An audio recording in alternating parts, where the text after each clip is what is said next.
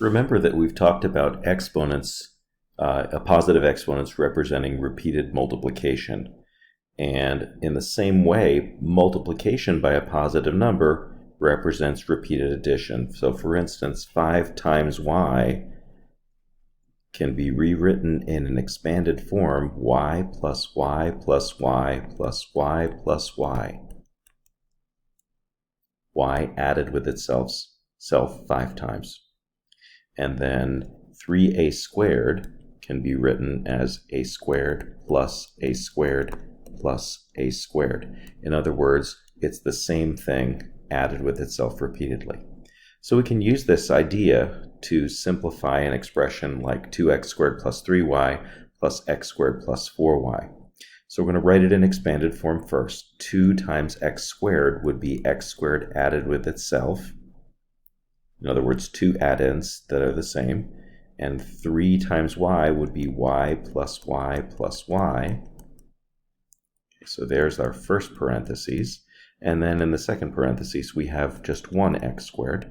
And then we have 4 times y. So that's y plus y plus y plus y. Now what we can do is, since we have addition everywhere, there's an addition, notice, in between the two parentheses. So that means all of the operations here are addition. So we can just gather together all of our x squared add-ins. And it turns out that we have 3 of those. So that would be 3 times x squared. And then we can gather together all of our y add-ins. And it looks like there are 7 of those. Now, you're not going to do this every single time. You're just going to imagine that we can add the coefficients, right? There's a hidden coefficient in front of the x squared. That's a 1x squared. So we have 2x squared plus 1x squared. As long as they are like terms adding the same thing, then that's 3 times x squared. And then similarly, 3y plus 4y is 7y. So just adding like terms. So that's how we're going to view this. Addition can be simplified only when adding like terms.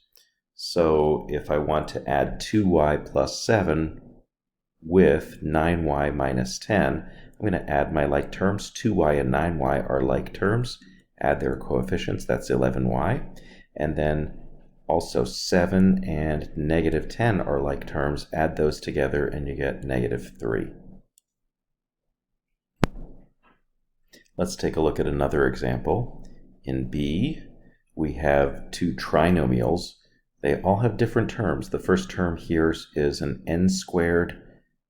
The next term is an n term, and the next term has no variables in it. So with 3 different unlike terms there. But there are like terms in the second polynomial that we're adding. So we've got a 1n squared and a 7n squared are 8n squared. And then negative 3n and positive n are negative 2n. And then finally, positive 5 and negative 2 are positive 3. That's as long as we're adding the polynomials. All right, try this one on your own and write your result in standard form. That is, starting with the x squared term and then the x term and then the one with no variables. Pause the video while you do this. All right, you should have gotten 8x squared plus 2x plus 9. Pay careful attention to the sign of each term. And remember that the sign is indicated on the left. If there is no sign or there's a plus sign on the left, that's a positive term. If there is a minus sign or a negative sign on the left, that's a negative term. All right, so to subtract polynomials, this is a little bit more complex. We have to change to addition of the opposite. So in A, we have 6u minus 1 minus, so we're going to change that to plus the opposite. And when you multiply that polynomial by negative 1, you multiply each term or distribute to each term multiplication by negative 1. So that's going to change our second polynomial to negative 2u plus 4. So we change to add and then the opposite.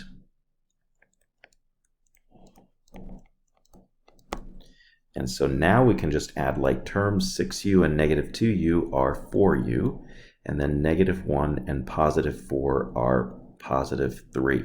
So final answer is 4u plus 3. Now we're going to do the same thing with this trinomials, these two trinomials that we're subtracting. So we're going to leave our first polynomial the same, 6y squared plus 5y minus 4, and then change it to add, and then the opposite. And the opposite means that we have to change the sign of all of the terms. I encourage you to write this out. We tend to get careless when we don't write it out. Okay, so now we're going to add like terms. 6y squared and negative 4y squared are 2y squared. 5y and 2y are 7y. And negative 4 and negative 1 are negative 5. There's our final answer.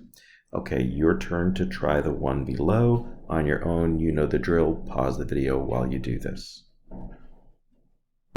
This one has a final answer of negative 5x squared plus 3x minus 4. Make sure that when you're changing those signs that you change it of all three terms in this trinomial. All right, one more thing to do. There are multiple operations, for instance, multiplication and subtraction or addition. We're going to need to do that multiplication first. And so in example 5, you'll see that in A, there are two binomials that are multiplied, and then we have to add them after multiplying. So by multiplying, we mean we're going to multiply 3 times that entire binomial. So that means we're going to use the distributive property, 3a plus 15b plus, and then distribute to the second, we've got 4a minus 8b.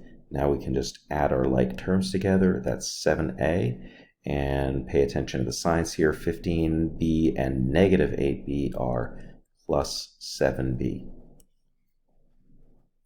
Let's try the same thing here. Now I want to caution you, whenever we see a minus sign that precedes a parentheses, you might think of it in the following way. Again, adding the opposite.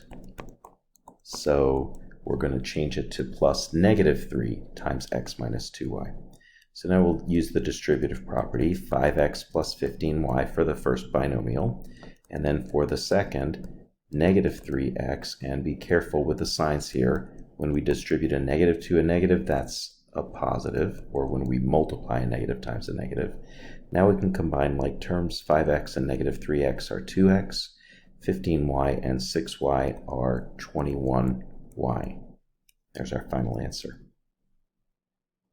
By the way, in this polynomial, there's no set order here in terms of that the squared term has to come first, for instance, because both of these have two different variables that are raised to the same power.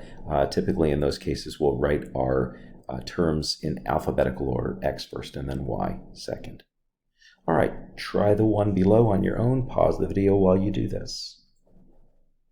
All right, this one has a final answer of 3x squared minus 2x plus 2.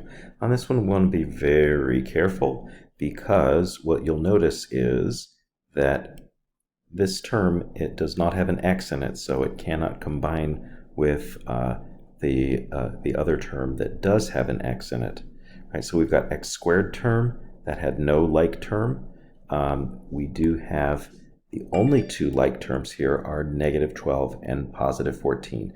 When we put the terms in order, we're going to start with the x squared term because it has the highest exponent on the variable, and then that minus 2x term, and then finally plus 2. And that's it for this video.